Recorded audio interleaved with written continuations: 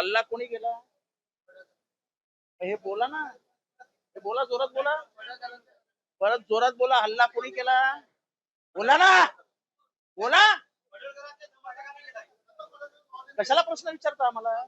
तुमच्यात बोलण्याची हिंमत नाही तर प्रश्न कशाला विचारता आम्हाला? सांगा कोणी केला? जोरात बोला. बस झालं, अख्ख्या महाराष्ट्राला समजलं कोणी हल्ला केला. आम्हाला याच्यापेक्षा जास्त काय पुरावा द्यायचे नाहीत. जर तुम्ही विधानसभेमध्ये गुंडांना प्रवेश देणार असाल आणि ते हल्ले करणार असतील तर आमचेच जीव सुरक्षित नाहीयेत. मी स्वतः ट्विट टाकलंय. मला आई बहिणीवरनं शिव्या दिल्यात. तुला मारून टाकू, कुत्रा, डुक्कर, अजून काय काय लिहिलंय. काय चालू आहे काय विधानसभेत? मी भाषण करून बाहेर आलो आणि थोडासा मोकळी हवा खेळायला बाहेर गेलो होतो. मलाच मारण्यासाठी आले होते हे सगळे. म्हणजे विधानसभेमध्ये विधिमंडळाच्या पायऱ्यांवर भवनामध्ये आमदार सुरक्षित नसतील तर कशाला राहायचं आमदार?